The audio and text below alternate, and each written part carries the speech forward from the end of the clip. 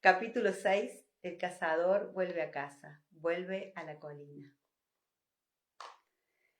Jamie y Brianna regresaron a última hora de la tarde con un par de ardillas, 14 palomas y un enorme trozo de lona manchada y hecha jirones que, al desenvolverla, reveló lo que parecían los restos de un asesinato, particularmente sangriento. ¿La cena?, pregunté tocando con cautela un hueso roto que sobresalía de la masa de pelo y carne ensangrentada. Olía a hierro y a carnicería, con un punto maloliente que me resultaba familiar, pero todavía no estaba podrido.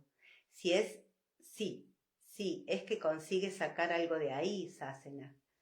Jamie se acercó y echó un vistazo al sangriento caos, frunciendo un tanto el ceño. Yo lo limpiaré, pero primero necesito un poco de whisky. Como tenía la camisa y los calzones llenos de manchas de sangre, no había visto el trapo igual de ensangrentado que llevaba alrededor de la pierna, pero entonces me di cuenta de que cojeaba. Alcé una ceja y me acerqué a la gran cesta con comida, pequeñas herramientas e instrumental médico que llevaba hasta el perímetro de la casa cada mañana. Por lo que queda, imagino que es, o era, un ciervo. ¿Lo has despiezado con tus propias manos? No, era un oso, contestó Brie muy seria. Intercambió una mirada cómplice con su padre, quien masculló por lo bajo. Un oso, repetí y respiré profundamente. Hice un gesto en dirección a su camisa. Muy bien, ¿cuánta de esa sangre es tuya? No mucha, contestó con tranquilidad, sentándose en el gran tronco. ¿Whisky? Miré con rapidez a Brianna, pero ella parecía ilesa. Estaba sucia y con excrementos de pájaro de color gris verdoso en la camisa, pero ilesa. Su rostro brillaba iluminado por el sol y la felicidad, y sonreí. Hay whisky en la cantimplora de hojalata que está colgada ahí, comenté, haciendo un gesto con la cabeza en dirección al gran abeto que crecía al otro extremo del claro. ¿Se la vas a buscar a tu padre mientras yo le echo un vistazo a lo que queda de su pierna? Claro. ¿Dónde están Mandy y Jem? La última vez que los he visto estaban jugando junto al arroyo con Aidan y sus hermanos. No te preocupes, añadí, viendo que de pronto se mordía el labio inferior. Ahí no cubre, y Fanny ha dicho que iría a echarle un ojo a Mandy mientras recogía sanguijuelas. Fanny es muy responsable. Brie seguía pareciendo escéptica, pero vi que estaba luchando contra el impulso maternal de ir a sacar a Mandy del arroyo de inmediato.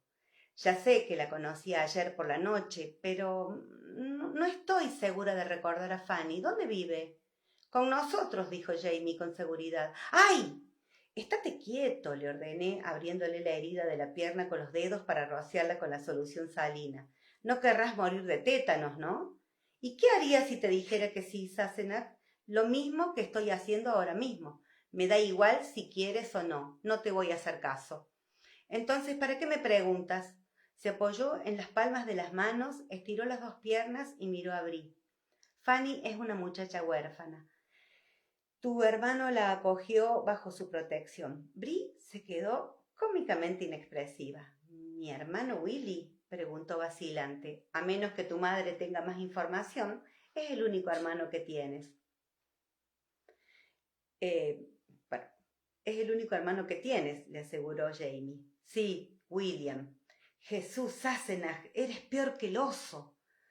Cerró los ojos ya fuera para evitar ver lo que yo le estaba haciendo en la pierna. Ampliar y desbridar la herida con una lanceta. La lesión no era grave en sí, pero la herida que tenía en la espinilla era profunda y estaba hablando en serio cuando le había advertido sobre el riesgo de contraer tétanos. O para darle a Brie un momento para que cambiase la cara. Perdón, estoy un poquito descontrolada de lo que no puedo ver en sus comentarios. Ella lo miró ladeando la cabeza. Entonces dijo muy despacio, ¿eso significa que sabe que eres su padre? Sí.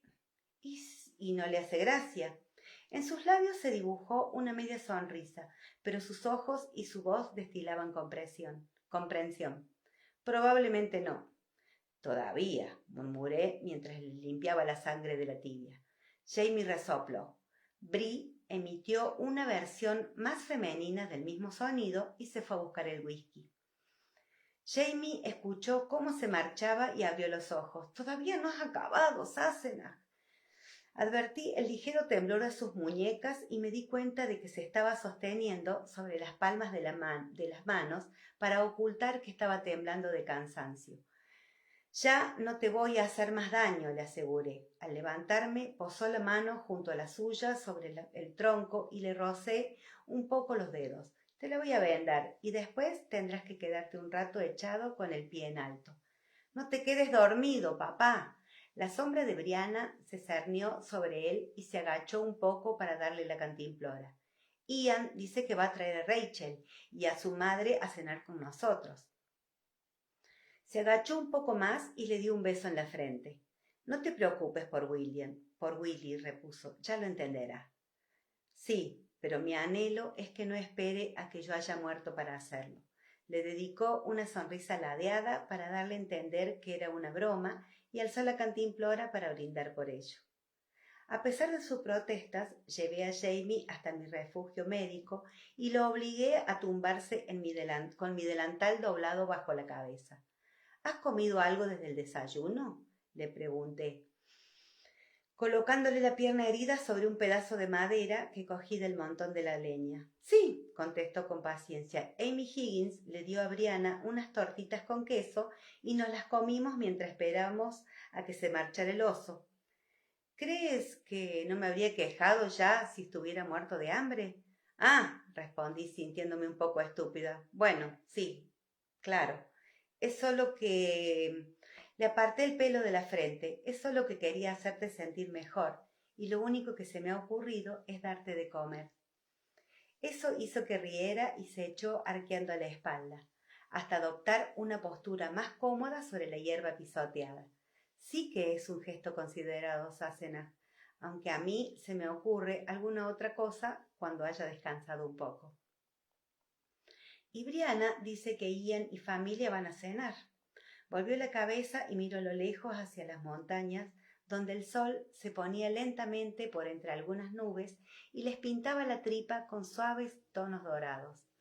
Los dos suspiramos un poco, admirando las vistas, y Jamie se dio la vuelta y me cogió la mano.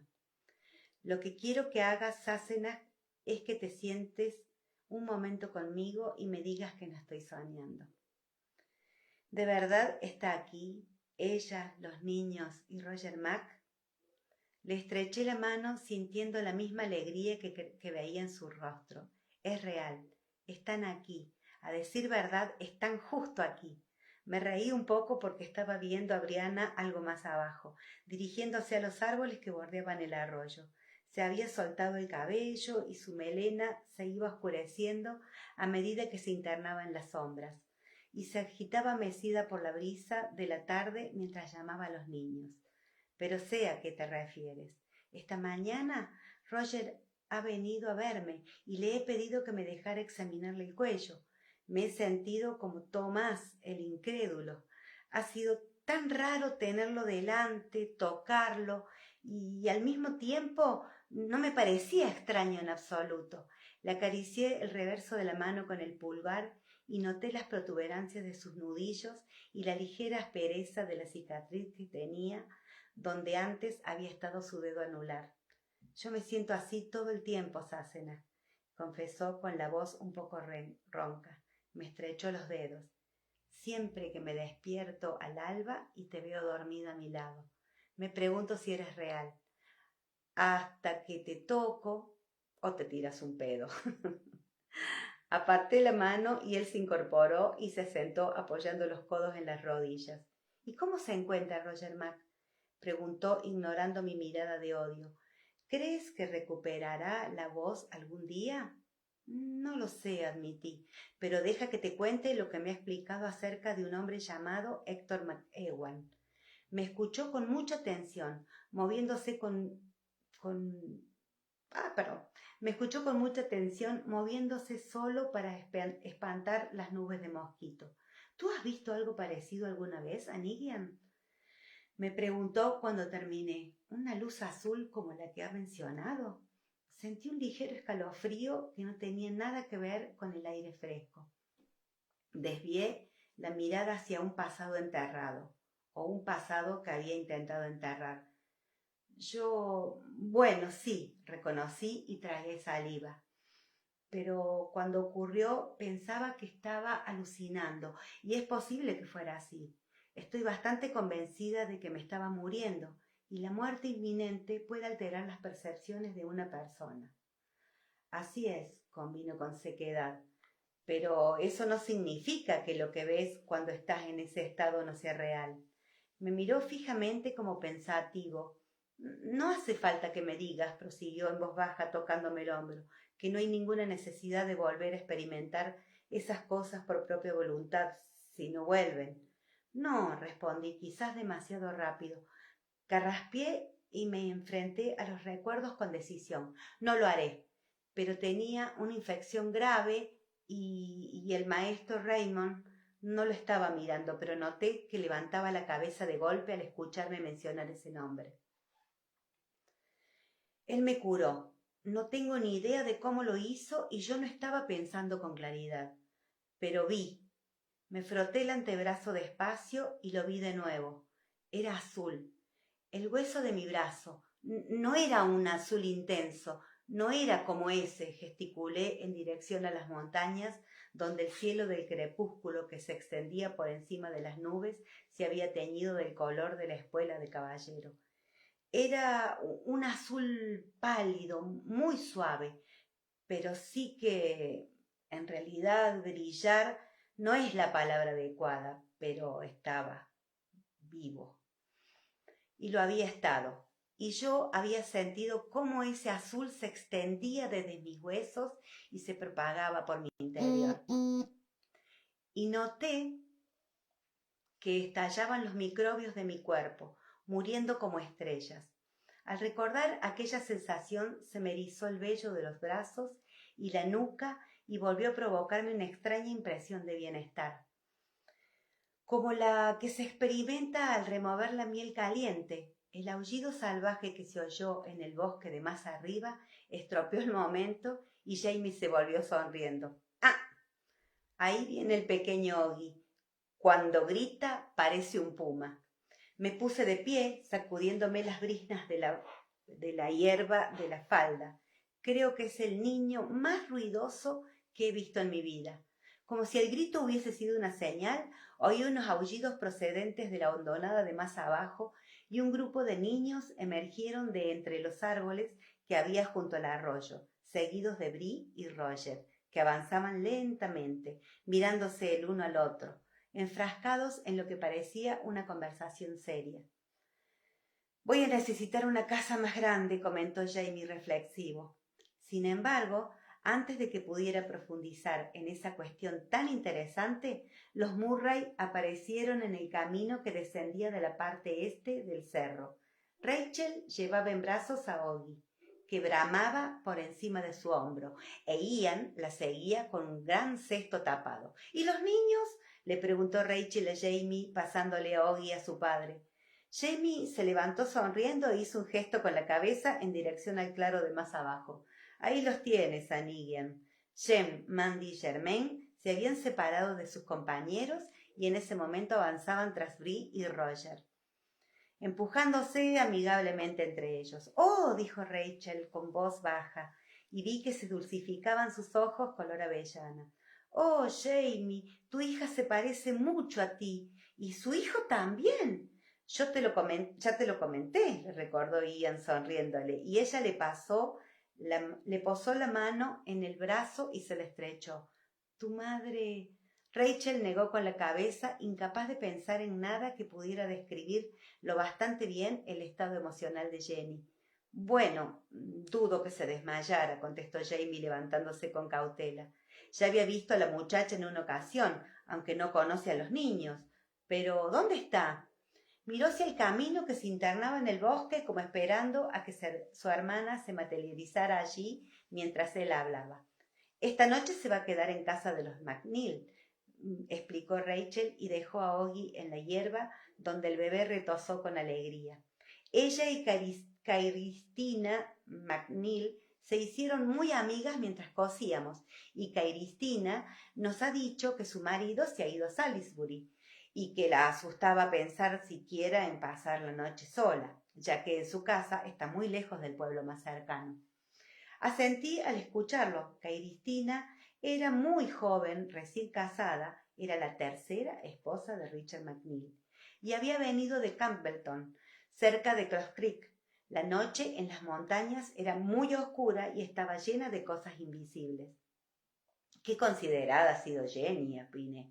Y en resoplo divertido. No diría que mi madre no es considerada, dijo, pero apostaría lo que fuera a que se ha quedado tanto por ella como por la señora McNeil. Hizo un gesto con la cabeza en dirección a Oggy, que gimoteaba con un largo reguero de baba colgando del labio inferior. El niño lleva 3 noches con cólicos y es una cabaña pequeña, ¿sabes? 3 contra 1, a que ahora mismo está tumbada como un cadáver en la cama de la señora McNeil, dormida como un tronco. Ha estado media noche paseando al niño en brazos, me explicó Rachel disculpándole. Le dije que yo me encargaba, pero ella no me respondió, ¡puf! ¿Y entonces para qué están las abuelas? Se puso en cuclillas y cogió a Oggy antes de que su lamento alcanzara niveles de alarma antiaérea. ¿Qué te parece, Marmaduke, Claire? ¿Como nombre para Oggy te refieres? Recompuse mi expresión lo más rápido que pude, pero era demasiado tarde. Rachel se rió. Es lo mismo que me ha dicho Jenny, pero añadió apartando la punta de su trenza de los dedos de su hijo. Marmaduke Stephenson fue uno de los mártires de Boston. Un amigo muy influyente. Si llevara su nombre, sería un buen hombre. Lo que está claro es que si lo llamas Marmaduke, no será fácil que lo confundan con otro, arguyó Jamie con consideración, y aprendería a pelear muy pronto, aunque si lo que quieres es que sea cuáquero. Sí, le dijo Ian a Rachel, y tampoco lo vamos a llamar Teme al Señor, muchacha, aunque podríamos llamarlo Fortitud. Ese es un nombre de hombre decente, murmuró bajando la vista para mirar a su hijo. ¿Qué os parece Wisdom Murray? Wisdom Ian Murray. Ian se rió. ¿Y qué pasa si resulta que el niño es necio? ¿Quieres que tenga problemas? Jamie ladeó la cabeza y miró a Oggy entornando los ojos. A continuación miró a Ian y luego a Rachel y negó con la cabeza. Teniendo en cuenta cómo son sus padres, no lo considero probable.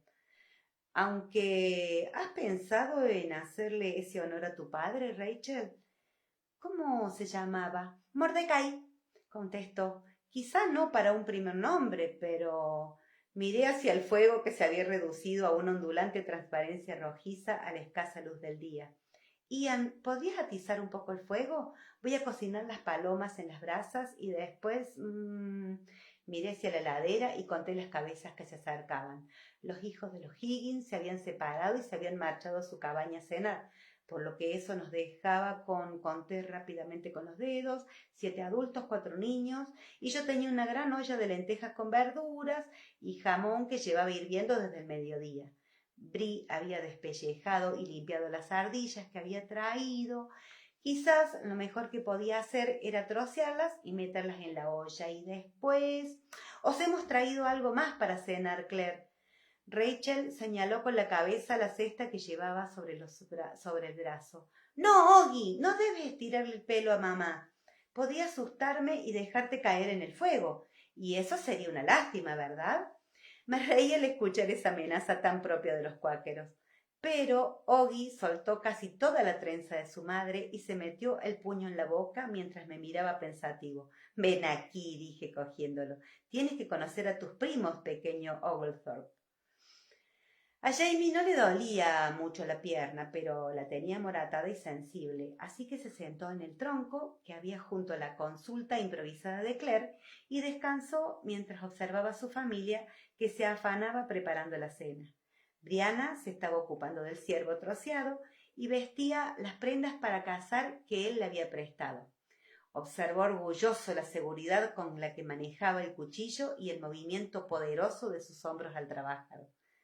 Se preguntó si había heredado esa habilidad de él o de su madre. No eran solo las manos, ni tampoco el instinto de saber qué hacer en todo momento. Era la tenacidad, pensó con aprobación.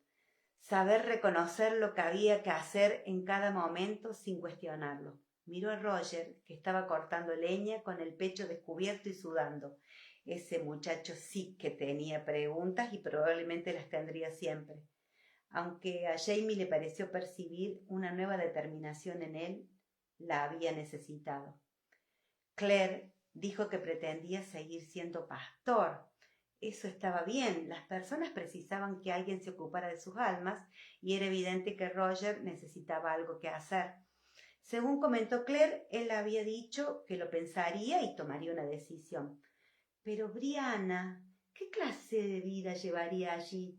Había estado dando clases un tiempo en la pequeña escuela cuando había estado en el cerro, pero a Jamie no le había parecido que disfrutara especialmente enseñando. Pensó que no lo añoraría. Ella se levantó mientras él la miraba y se estiró alzando los brazos hacia arriba. Cristo, es una buena muchacha. Quizá tenga más hijos. Casi le daba miedo pensarlo. No quería arriesgarse a perderla. Y Jem y Mandy la necesitaban. Y aún así... La idea fue como una pequeña esperanza verde en su pecho. Y Jamie sonrió mientras observaba cómo los niños acarreaban leña. La dejaban en el suelo y se marchaban corriendo a participar del juego que hubieran ideado. Quizás fuera el escondite. Ahí estaba la pequeña Frances, que llegaba con un montón de palos y un puñado de flores.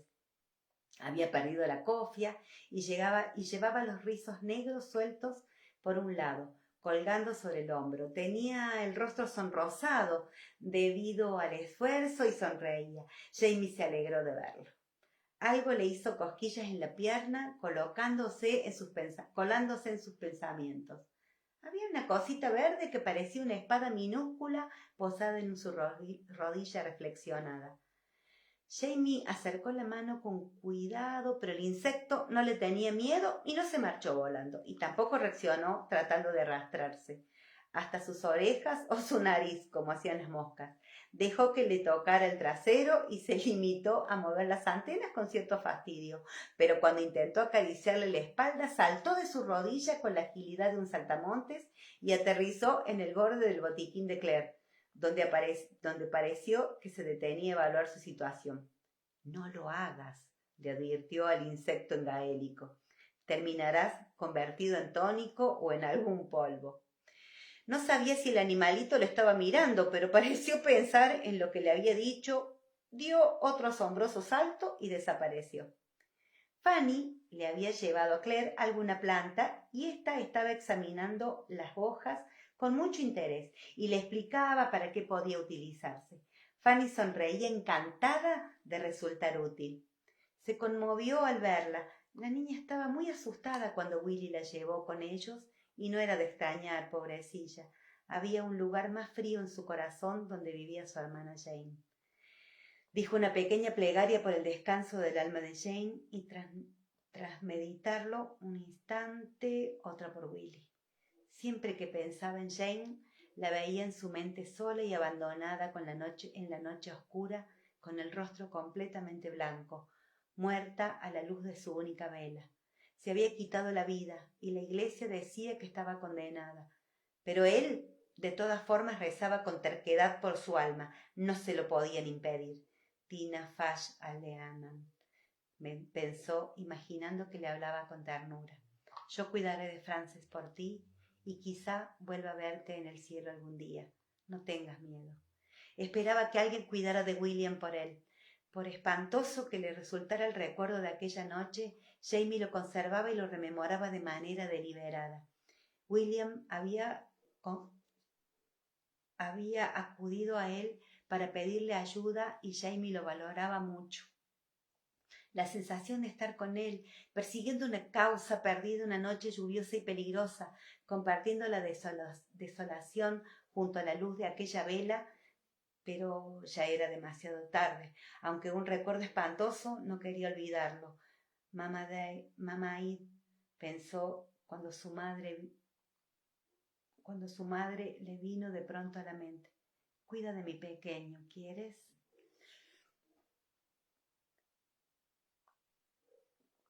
Capítulo 7. Espero que estemos bien, chicas. Vivo o muerto. William, noveno conde de Ellesmere, vizconde de Agnes y barón de Derwent, estaba apoyado en un roble evaluando sus recursos.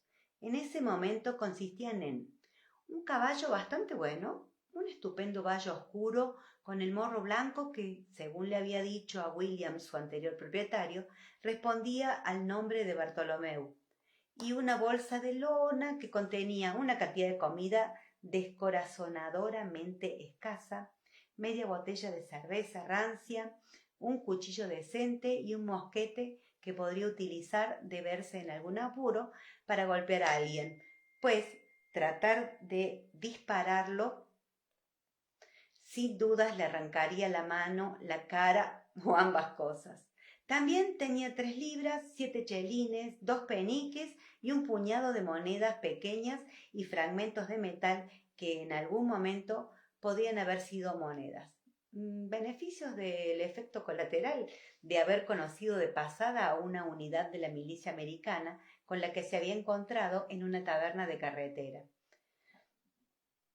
Según dijeron, habían servido con las tropas continentales en Monmouth y habían estado con el general Washington 6 meses antes en el campamento Middlebrook, el último lugar conocido donde se había visto con vida a Benjamin, el primo de William. La posibilidad de que Benjamin siguiera con vida era algo remota, pero William estaba decidido a seguir creyéndolo hasta y a menos que encontrara pruebas de lo contrario. Su encuentro con los milicianos de New Jersey no le había proporcionado ninguna información al respecto, pero entre ellos sí que había un buen número de hombres aficionados a jugar a las cartas, y cuanto más avanzada la noche y más apuraban las bebidas, más atrevidos se habían mostrado con sus apuestas. William esperaba encontrar algún lugar esa noche donde pudiera pagar la cena y la cama con el dinero que había ganado, pero en ese momento parecía mucho más probable que fuera a conseguir que lo mataran. Había descubierto que el alba solía ser el momento óptimo para los reproches, y ese día los americanos compartían el mismo pensamiento, pero se habían despertado agresivos en lugar de mareados. Y enseguida habían acusado a William de haber hecho trampas jugando a las cartas, cosa que había acelerado su marcha. Miró con cautela a través del inclinado dosel de hojas del roble blanco. La carretera se extendía unos 200 metros hasta su escondite, y aunque en ese momento estaba desierta, por suerte, no cabía duda que el cenagoso terreno era muy transitado, pues se veían con claridad las marcas que habían dejado los últimos caballos que habían pasado por allí. Gracias a Dios los había oído acercarse justo a tiempo de sacar a Bart del camino y ocultarse entre unos arbolitos. Se había acercado al camino justo a tiempo de ver a algunos de los hombres a quienes había desplumado la noche anterior, que ya estaban medio recuperados de la borrachera y cabalgaban con la intención de recuperar su dinero, a juzgar por los gritos incoherentes que oyó al verlos pasar. Levantó la vista hacia la titilante luz verde que se colaba entre las hojas. No eran más de las 11. Una lástima.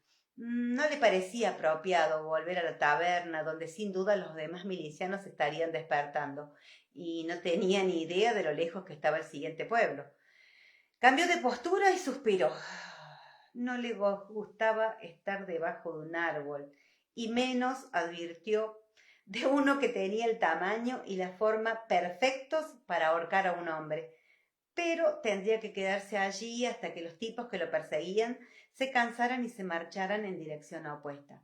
O hasta que cayera la noche, lo que ocurriera primero. Entonces oyó ruido de caballos, pero eran menos. 3 hombres que avanzaban despacio. Cloaca Oscaena. No lo dijo en voz alta, pero las palabras resonaron claramente en su cabeza. Perdón, ahí veo. Uno de ellos era el hombre a quien le había comprado Bart 2 días antes, y los otros pertenecían a la unidad de milicianos. La otra imagen que le vino a la mente fue la de la pata delantera derecha de Bart, a cuya herradura le faltaba un buen trozo en forma de triángulo. No esperó a ver si el anterior propietario era capaz de seguir el rastro de Bart en el barro del camino. Se agachó para rodear el roble y corrió entre los arbustos lo más rápido que pudo, sin importar el ruido que pudiera hacer. Había dejado a Bart husmeando por los alrededores en busca de algo que comer, y el animal aguardaba con la cabeza erguida, las orejas de punta y los hollares dilatados con interés. —¡No! —susurró William. —¡No! Con desesperación. —¡Ni se te... El caballo relinchó con fuerza. William soltó las correas, se subió a la silla y agarró ambas riendas con una mano y el mosquete con la otra. —¡Vamos! —gritó azuzando con los talones a Bart con fuerza, y cruzaron la cortina de arbustos hasta llegar al camino rodeados por una lluvia de hojas y barro. Los 3 jinetes se habían reunido en un lateral del camino y uno de ellos se había puesto en cuclillas en el barro y observaba con atención las huellas superpuestas. Todos se volvieron boquiabiertos hacia William, que les gritó alguna incoherencia blandiendo su mosquete mientras giraba bruscamente hacia la izquierda y cabalgaba en dirección a la taberna, agachado sobre el cuello del caballo. Oyó cómo lo maldecían a gritos, pero le habían sacado una buena ventaja, podía conseguirlo.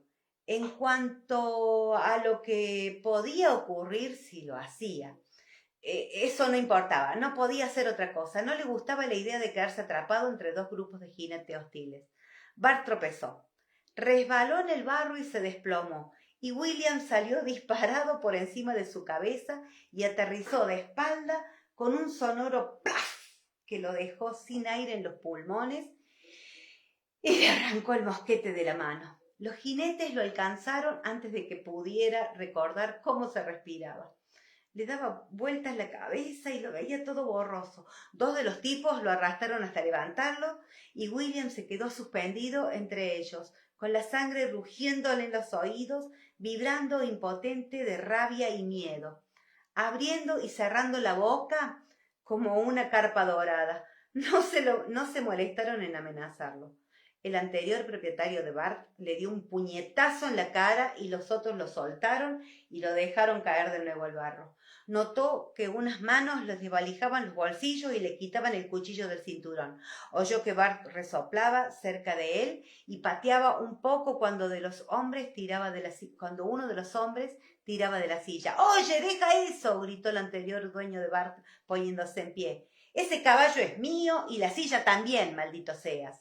—De eso nada —contestó el otro con seguridad—. No habrías pillado a ese sinvergüenza sin nosotros. Me quedo a la silla.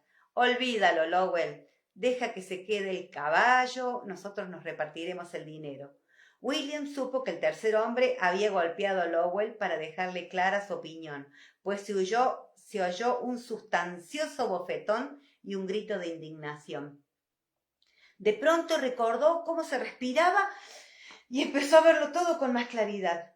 Dio media vuelta jadeando y trató de levantarse. Uno de los hombres lo miró, pero no había duda de que no lo consideraba una amenaza. Probablemente no lo sea. Pensó débil y confundido, pero no estaba acostumbrado a perder peleas y tampoco pensaba escabullirse como un perro apaleado. El mosquete había aterrizado entre las flores que crecían en la margen del camino.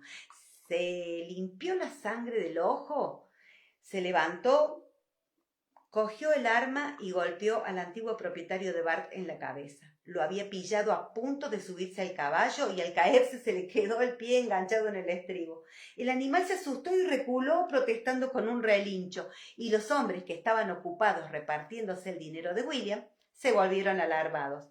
Uno saltó hacia atrás y el otro se abalanzó hacia adelante y cogió el cañón del mosquete. Durante algunos segundos hubo entre ellos un forcejeo confuso interrumpido por el sonido de gritos y caballos al galope.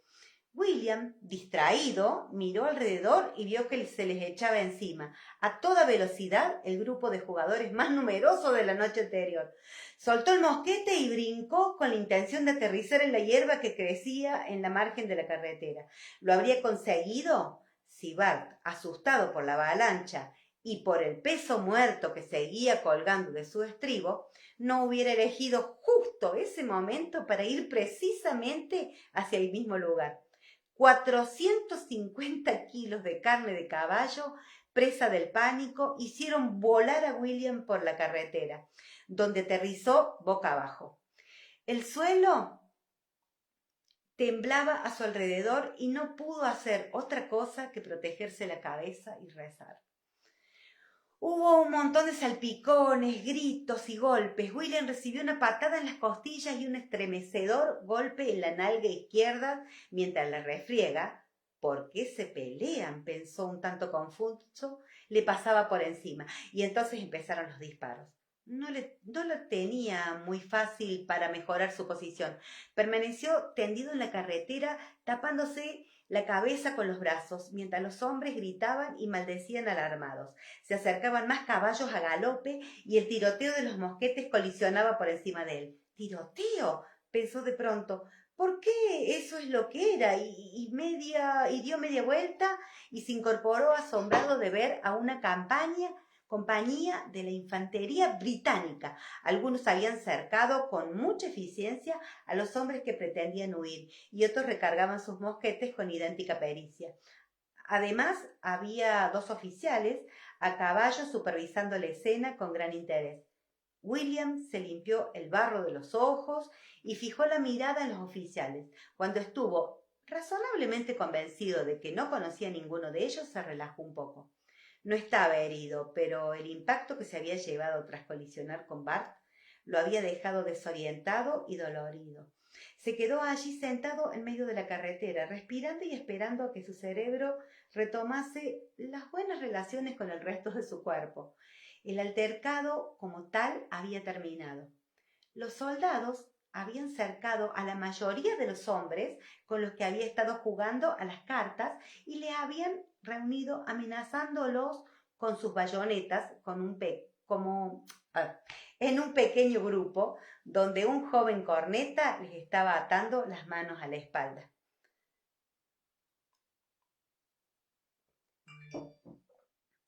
«Tú», dijo una voz detrás de él, y una bota le dio un puntapié en las costillas. «Levántate». Volvió la cabeza y vio que le estaba hablando un soldado, un hombre mayor, que transmitía mucha seguridad. De pronto fue consciente que los soldados de infantería podían pensar que había participado en la reyerta, en lugar de ser la víctima. Se puso de pie y bajó la vista para mirar al soldado, que era mucho más bajo que él. El tipo dio un paso atrás sonrojándose. «¡Las manos a la espalda!». «No», contestó William con sequedad y dándole la espalda al hombre, se encaminó a los oficiales que iban a caballo. El soldado, ofendido, se abalanzó sobre él y lo cogió del brazo. «¡Quíteme las manos de encima!», ordenó William, y como el soldado ignoró su educada petición, lo empujó y el tipo se tambaleó hacia atrás. «¡Deténgase, maldita sea! ¡Deténgase o tendré que dispararle!». William se dio la vuelta de nuevo y se encontró con otro soldado, acalorado y muy sudado, que lo apuntaba con un mosquete. Este estaba cegado y cargado. Era su propia arma. Se le secó la boca. «No, no dispare», consiguió decir. «Esa arma no está...». El primer soldado se colocó detrás de él y le dio un buen golpe en el riñón. William se contrajo como si le hubieran clavado un cuchillo en el estómago y de pronto lo vio todo blanco. Se le aflojaron las rodillas, pero no se desplomó. Solo se enroscó sobre sí mismo como una hoja muerta. «Ese», anunció una educada voz inglesa que penetró en su niebla blanca. «Ese, el alto. Levántenlos». Alguien agarró a William de los hombros y lo empujó hacia atrás. Apenas podía respirar, pero emitió un sonido estrangulado. A través de una cortina de lágrimas y barro vio a uno de los oficiales que seguía sobre su caballo y lo miraba atentamente. Sí, anunció el oficial, cuelga a ese también. William examinó su pañuelo con atención. No quedaba mucho de él. Habían intentado atarle las muñecas con él y lo había hecho pedazos tratando de desprenderse de él. Se sonó la nariz con mucho cuidado. Seguía sangrándole y se limpió con suavidad. Se acercaron unos pasos a la estancia en la que estaba sentado, vigilado por 2 soldados recelosos. ¿Quién dice que es?, preguntó una voz airada al otro lado de la puerta. Alguien contestó algo, pero el sonido se perdió con el roce de la puerta en el suelo irregular. William se levantó muy despacio. Se puso bien derecho frente al oficial que acababa de entrar, un mayor de los dragones. El recién llegado se detuvo de inmediato, lo que obligó a los 2 hombres que iban tras él a hacer lo propio. Dice que es el maldito 9º conde de Ellesmere, anunció William con un tono ronco y amenazador, clavándole al mayor el ojo que todavía podía abrir. Así es, respondió otra voz más serena, con un tono divertido y familiar. Él parpadeó sorprendido, mirando al hombre que estaba entrando en la estancia, un tipo esbelto y moreno que vestía un uniforme de capitán de infantería. El capitán Lord Ellesmere, para ser exacto. Hola, William. He renunciado a mi comisión, informó este con sequedad. Hola, Dennis. Pero no a tu título. Dennis Randall lo miró de arriba a abajo, pero se abstuvo de hacer ningún comentario acerca de su aspecto. Así que ha renunciado a su comisión, ¿eh? El mayor, un tipo más joven y corpulento, con aspecto de llevar unos calzones demasiado ajustados, miró a William con desprecio.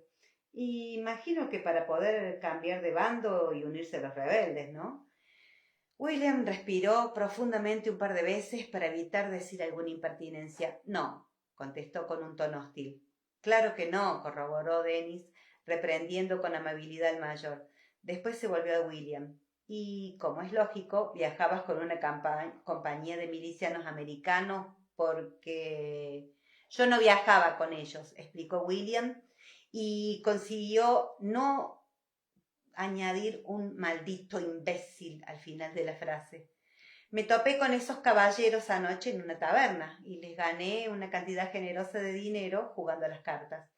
Esta mañana me he marchado a primera hora de la taberna y he retomado mi viaje, pero me han seguido con la evidente intención de recuperar su dinero por la fuerza. ¿Con la evidente intención?, repitió el mayor con escepticismo. ¿Y cómo ha deducido usted tal intención, señor?, añadió con desgano.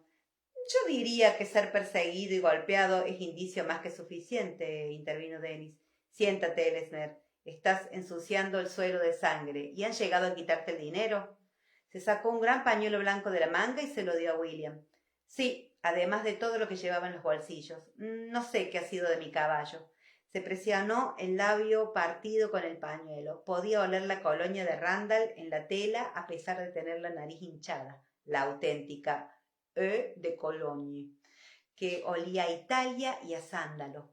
Lord John la utilizaba de vez en cuando y la fragancia lo reconfortó un poco. Entonces, ¿afirma usted que no sabía nada acerca de los hombres con quienes lo hemos encontrado?, dijo el otro oficial. En ese caso, un teniente, un hombre que tendría la edad de William, despierto como un terrier.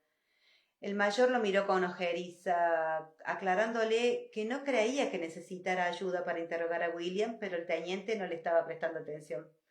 No hay duda de que si estuvo jugando a las cartas con ellos, debe tener alguna información. Sé los nombres de cada uno de ellos, contestó William, que de pronto se sentía muy cansado. Eso es todo. En realidad eso no era todo, ni de lejos, pero no quería contarles lo que había descubierto, que Abbott era herrero y tenía un perro muy listo que lo ayudaba en la forja, llevándole pequeñas herramientas o troncos para el fuego cuando se lo pedía. Justin Martineau tenía una esposa nueva a cuya cama se moría por regresar. La mujer de Geoffrey Gardiner hacía la mejor cerveza del pueblo y la de su hija era casi igual de buena, aunque la pequeña solo tenía 12 años. Gardner era uno de los hombres que el mayor había decidido ahorcar. William tragó saliva con la garganta agarrotada debido al polvo y a las palabras que se estaba callando. Se había escapado de la soga gracias a su capacidad para maldecir en latín, cosa que había desconcertado lo suficiente al mayor para que William pudiera identificarse, dar el nombre de su anterior regimiento y una lista de oficiales destacados que responderían por él, empezando por el general Clinton. Dios, ¿dónde estaría Clinton en ese momento? Dennis Randall le estaba murmurando algo al mayor, quien seguía pareciendo descontento, pero había pasado de estar muy furioso a solo un poco molesto. El teniente no dejaba de observar a William fijamente con los ojos entornados, sin duda esperando a que se levantara de un salto y tratara de huir. El hombre no paraba de tocarse la cartuchera y la funda de la pistola, sin duda imaginando la maravillosa posibilidad de abatir a William de un tiro si trataba de llegar hasta la puerta. William bostezó de manera inesperada y permaneció allí sentado completamente arrasado por el cansancio.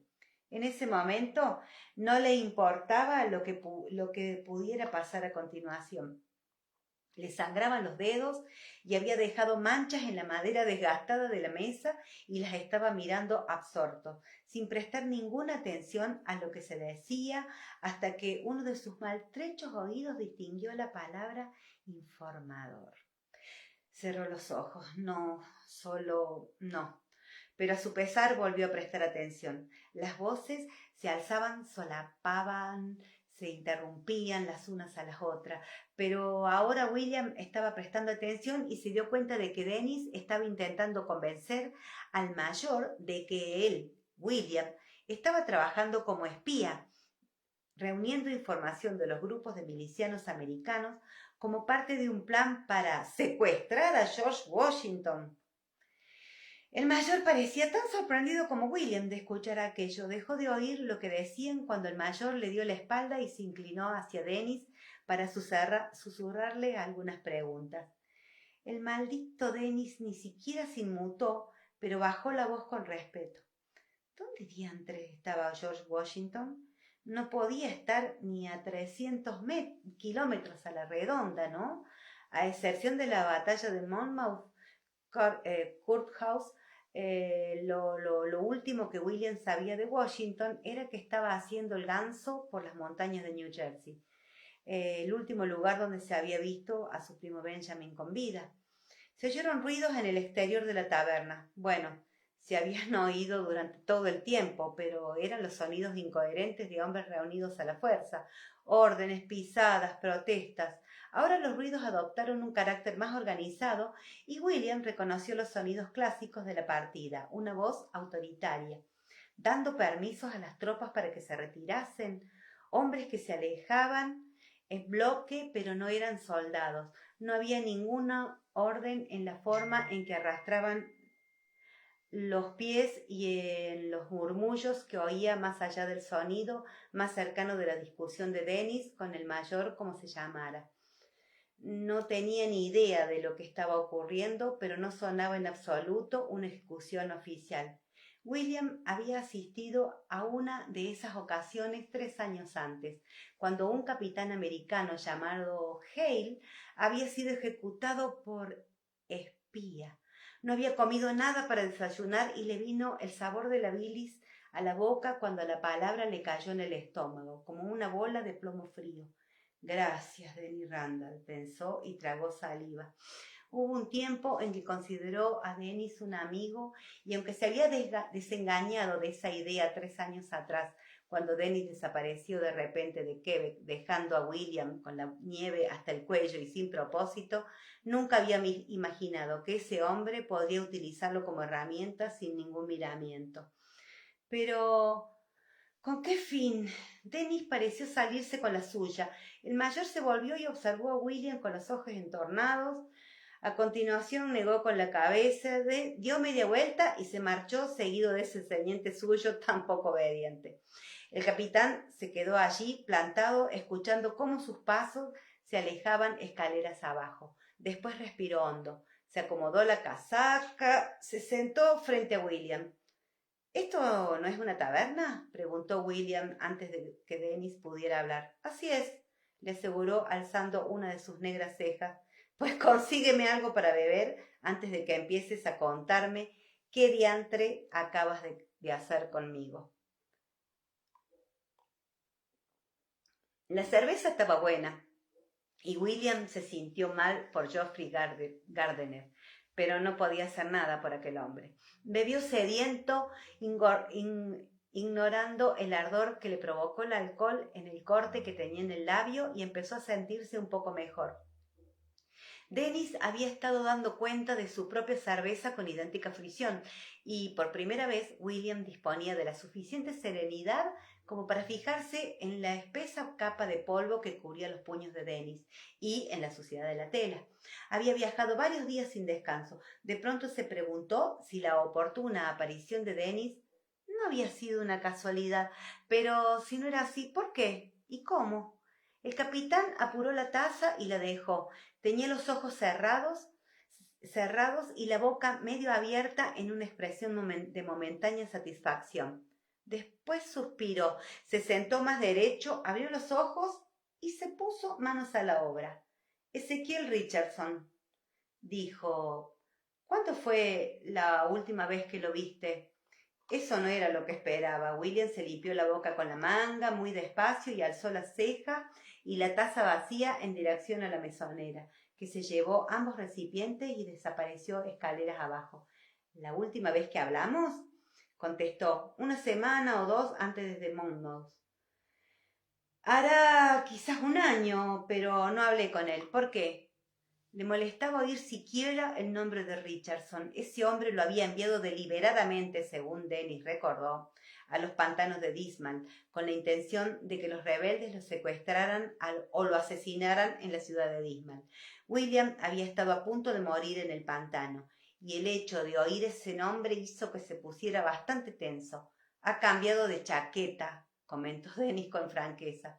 Durante un tiempo sospeché que podía ser un agente americano, pero no me convencí hasta que te envió a los pantanos. Sin embargo, no tenía pruebas y es muy peligroso acusar de espionaje a un oficial sin tenerlas. ¿Y ahora sí que tienes pruebas?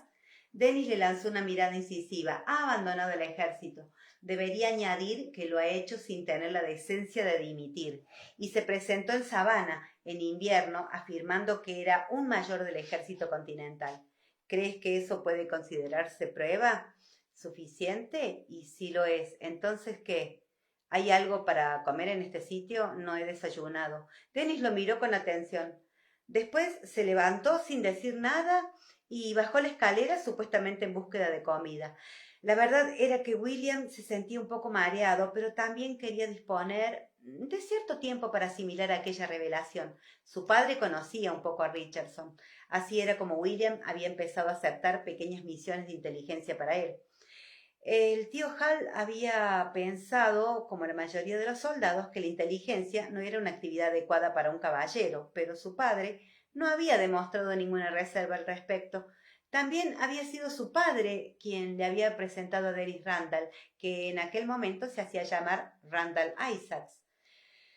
William había pasado algunos meses con Randall Isaacs en Quebec haciendo averiguaciones sin muchos resultados, hasta que Dennis se había marchado de pronto para ocuparse de alguna misión secreta y había dejado a William con un guía indio.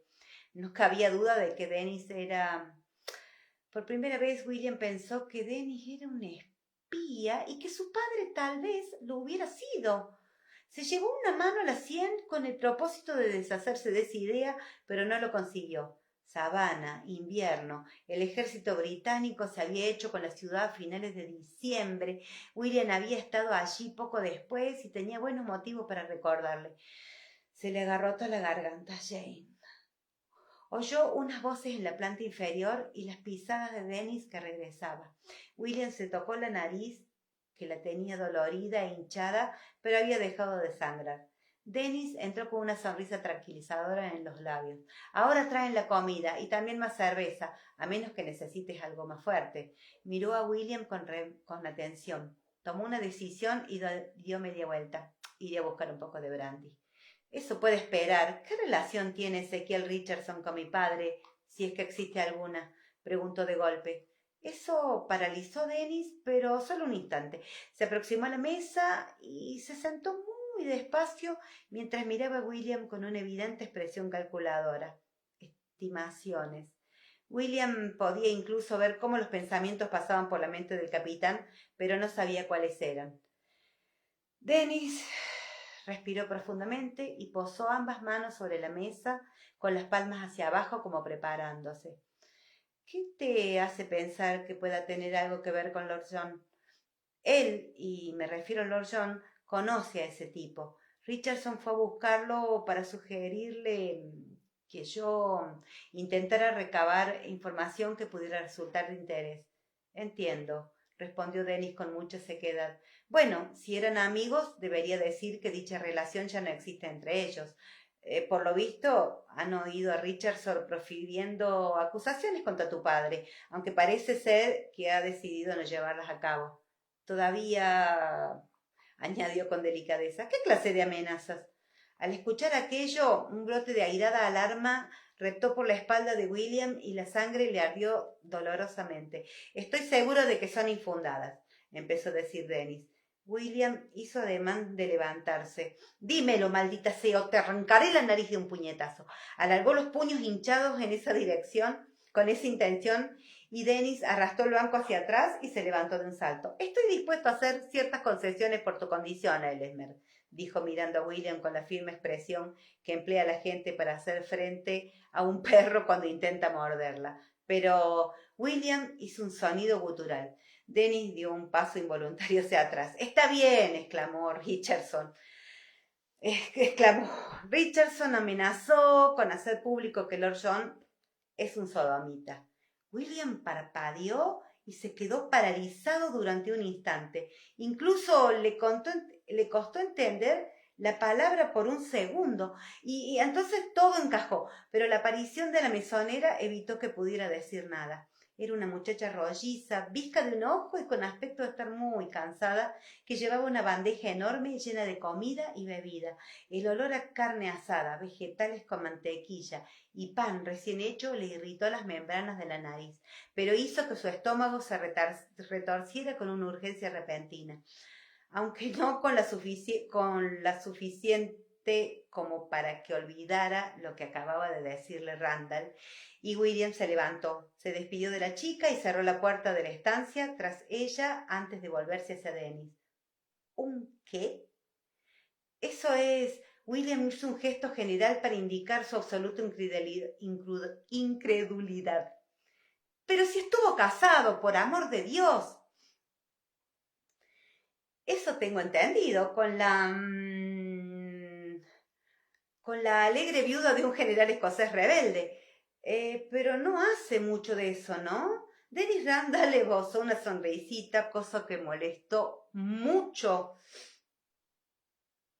a William.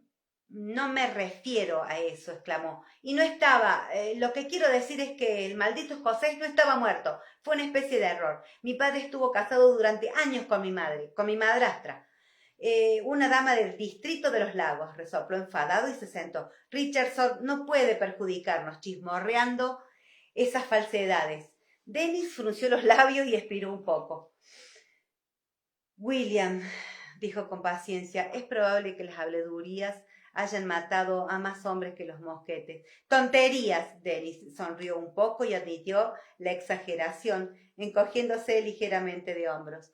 Quizá me haya excedido un poco, pero piénsalo. Ya conoces el valor de la palabra de un hombre de su carácter. Si el mayor Albright no hubiera creído en mi palabra ahora mismo, tú estarías muerto. Señaló a William con su largo y elegante dedo. Y si alguien lo hubiera dicho primero que yo, me ganaba la vida haciendo trampas con las cartas, o que era el principal inversor en una casa de mala reputación, ¿se habría mostrado igual de dispuesto a aceptar mi testimonio respecto a la solvencia de tu carácter? William lo miró con escepticismo, pero tenía parte de razón. Quien roba mi bolsillo roba cieno. ¿Te refieres a algo así? Dennis sonrió con más ganas. En cambio, quien me hurta mi buen nombre, un bien, me arrebata una cosa que no lo enriquece, más a mí me deja pobre en verdad. Sí, algo así. Piensa en el daño que sé que Richardson cree que podría hacerle a tu familia con esa clase de habladurías, ¿quieres? Y entre tanto, deja de mirarme mal y come algo. William lo valoró con desgana. Ya no le sangraba la nariz, pero seguía percibiendo cierto sabor metálico en la garganta. Carraspeó y escupió en su pañuelo harapiento con la máxima educación posible y se quedó el que le había ofrecido Denis para limpiarse. Sí, ya entiendo lo que dices, admitió con sequedad. Un amigo de tu padre, un tal mayor Bates, fue condenado por sodomía y lo colgaron hace unos años, explicó Denis. Tu padre quiso estar presente en el ahorcamiento. Se aferró a las piernas del mayor para acelerar su muerte, aunque me imagino que no te habrá explicado ese incidente. William hizo un pequeño movimiento de negación con la cabeza. En ese preciso momento se encontraba demasiado conmocionado para decir nada. Aparte de la muerte del cuerpo, también existe la muerte del alma, ¿sabes? Incluso, aunque no lo arrestaran, no lo juzgaran y no lo sentenciaran. Un hombre acusado de algo así podía perder toda su vida tal como se la conoce. Lo dijo en voz baja, casi con despreocupación, y tras hacer ese comentario, Denis se sentó bien derecho, cogió una cuchara y se colocó delante de William con un plato de peltre repleto de cerdo asado, calabaza frita y con maíz y varias rebanadas gruesas de pan de maíz. Y a continuación le sirvió una generosa taza de brandy para acompañarlo. «Come», le indicó Denis con firmeza, y después añadió observando el aspecto desaliñado de William. Dime, ¿qué diantres has estado haciendo? Para empezar, quiero saber por qué renunciaste a tu comisión. Eso no es de tu incumbencia, contestó William con brusquedad. En cuanto a lo que estoy haciendo, estuvo tentado de decir que eso tampoco le importaba, pero no pudo ignorar las posibilidades que le ofrecía el capitán como fuente de información. A fin de cuentas, el trabajo de un espía consiste en averiguar cosas. Ya que lo preguntas, estoy buscando a mi primo Benjamin Gray. El capitán Benjamin Gray, añadió, del 34, de infantería. ¿Por casualidad lo conoces? Denis parpadeó asombrado y William sintió una sorprendente descarga en la boca del estómago. Fue la misma sensación que experimentaba cuando un pez mordía el anzuelo. He coincidido con él, respondió Randall con cautela. ¿Dice que lo estás buscando? ¿Acaso se ha perdido? Se podría decir que sí. Lo capturaron en la batalla de Brandywine, y lo hicieron prisionero en un lugar llamado Campamento Middlebrook, en las montañas de Watchung. Mi tío recibió una carta oficial del escribiente de Sir Henry Clinton en la que lo informaba de una sucinta nota que los americanos perdón, me confundí. En la que lo informaba de una sucinta nota de los americanos lamentando la muerte del capitán Benjamin Gray a causa de unas fiebres. Oh, Denis se relajó un poco, pero no bajó la guardia. Mis condolencias. Entonces, ¿te refieres a que quieres saber dónde está enterrado tu primo? Para trasladar el cuerpo hasta el cementerio de la familia. Esa era mi intención, reconoció William, pero lo cierto es que ya he encontrado su tumba y el cuerpo no estaba allí.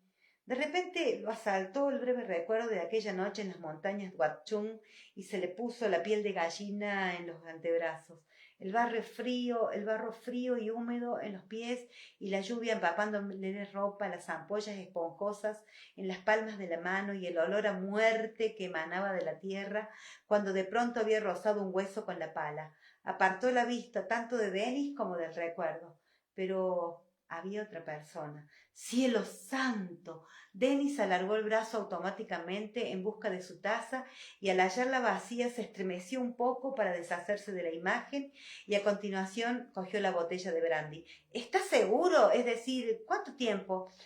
Llevaba enterrado un tiempo. William tomó un largo y ardiente trago de brandy para purgar el recuerdo de aquel olor y la textura, pero no el suficiente como para ocultar el hecho de que el hombre que yacía en la tumba no tenía orejas. El evidente asombro de Denis le produjo una amarga satisfacción. Exacto, dijo. un ladrón. No se trataba de una identificación errónea del cuerpo. En la tumba ponía Gray y el nombre completo de Benjamin figuraba en el registro del campamento de prisioneros enterrados. Dennis era 12 años mayor que William, pero de pronto parecía que tuviera más de 33 años, puesto que la atención que había acentuado sus elegantes rasgos. Entonces, ¿crees que fue deliberado? Bueno, claro, se interrumpió él mismo con impaciencia. No hay duda de que lo fue, pero ¿quién lo hizo y con qué fin? No esperó a que William respondiera. Si alguien había asesinado a tu primo y quiso ocultar su muerte, ¿por qué enterrarlo como si hubiera fallecido a causa de una fiebre? Me refiero a que no tenía ninguna necesidad de sustituir el cuerpo. Y entonces, ¿piensa que sigue con vida? Me parece razonable. William suspiró aliviado. A mí también, admitió. Y en ese caso, solo hay dos posibilidades. O Ben fingió su muerte y se las ingenió para sustituir el cadáver con el objetivo de escapar sin que nadie lo persiguiera, o alguien lo hizo en su lugar, sin su consentimiento, y se lo llevó. Entiendo la primera posibilidad, pero no se me ocurre ningún motivo que justifique la otra, aunque tampoco importa mucho. Si está vivo, puedo encontrarlo. Y juro que lo haré. De un modo u otro, la familia necesita saberlo. Y era cierto. Sin embargo, William era lo bastante honesto como para admitir que la desaparición de Ben le había proporcionado una excusa, una forma de salir de la ciénaga de la culpabilidad y pensar en la que lo había sumido la muerte de Jane. Dennis se frotó la cara con la mano. Se estaba haciendo tarde, sus patillas empezaban a despuntar y se le veía una sombra en la barbilla. Así, de entrada me vienen a la mente las palabras aguja y pajar, dijo. Pero en teoría, si podrías encontrarlo, sí está vivo. Si está vivo. Definitivamente, afirmó William. Tengo una lista. Se tocó el bolsillo de pecho para asegurarse de que todavía la tenía y enseguida notó el tranquilizador grosor del papel doblado. De hombres pertenecientes a 2 compañías de milicianos que fueron asignados a labores de sepultura en el campamento de Middlebrook durante un brote de fiebre. Así que eso era lo que hacías con... Sí, por desgracia los milicianos americanos se alistan durante breves espacios de tiempo y después se dispersan y vuelven a ocuparse de sus granjas.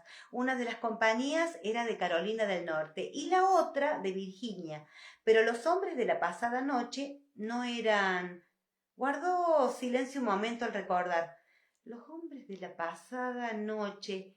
El mayor Aldrich, ¿tiene intención de ahorcar a algunos? Dennis se encogió de hombros. No lo conozco tanto como para saberlo. Quizá lo haya hecho solo por el efecto para asustar y ahuyentar al resto. Pero se ha llevado esos 3 al campamento. Si cuando llegue allí se ha tranquilizado un poco, es probable que los mande a azotar y los deje marchar. Tiene tantos hombres a su cargo que colgar civiles descontrolados daría mucho de qué hablar. Y eso de hablar, y eso no es algo deseable para un oficial con miras de avanzar, si tiene el sentido común suficiente. Aunque Ulbricht no da la impresión de tener ninguno, añadió pensativo. Ya veo, y hablando de cosas que no tienen sentido, ¿qué diantre era esa tontería acerca de mi intención de secuestrar a George Washington? Randall se rió de su comentario y William notó que el calor le ascendía por las orejas. Bueno, no tú en persona, le aseguró. Era solo una artimaña, pero ha funcionado, ¿no? Y he tenido que pensar en alguna explicación para tu aspecto extraño. Que fueras espía ha sido lo único plausible a medias que se me ha ocurrido. William gruñó un poco y probó del succotash, una mezcla de calabaza troceada y maíz, cortado en láminas directamente de la mazorca, frito en mantequilla. Se lo pudo tragar sin problemas y devoró el resto de la comida, con creciente entusiasmo, ignorando el escaso malestar que sentía al comer. Dennis lo observaba un poco sonriente mientras daba cuenta de su propio plato, pero lo dejó tranquilo. Cuando los platos estuvieron vacíos, se hizo un silencio contemplativo entre ambos. No era amistoso, pero tampoco hostil. Dennis cogió la botella de brandy y la agitó. Se alegró de oír el ruido del líquido y sirvió lo poco que quedaba en sus respectivas tazas. Después cogió una y la lanzó en dirección a William. Te propongo un trato, le dijo. Si tú descubres algo de Ezequiel Richardson, házmelo saber. Y si yo oigo algo de tu primo Benjamin, te lo diré. William vaciló un instante, pero después chocó su taza con la de Randall. Hecho. El capitán bebió y dejó la taza. Puedes enviarme cualquier información a la atención del capitán Blakeney, y que está con las tropas de Clinton en Nueva York. Y si yo descubriera algo... William esbozó una mueca, pero no tenía mucha elección. Mándala a la atención de mi padre. Él y mi tío están con la guarnición en Savannah, en Prevost. Dennis asintió, empujó su taburete hacia atrás y se levantó. Muy bien, tu caballo está afuera, con tu cuchillo y tu mosquete. ¿Puedo preguntarte a dónde te diriges? A Virginia. No lo había tenido claro hasta que lo había pero verbalizarlo le proporciona seguridad. Virginia, Monte Josiah. Dennis rebuscó en el bolsillo y dejó en la mesa 2 guineas y un puñado de monedas de menos valor. Le sonrió a William. Hay un buen trecho hasta Virginia. Considéralo un préstamo. Bueno, chicas, espero que hayan recibido bien la transmisión. Les agradezco la atención, les mando un cariño muy grande y mañana seguimos con otras escenas. Un abrazo a todas, que tengan un lindo finde. Chao.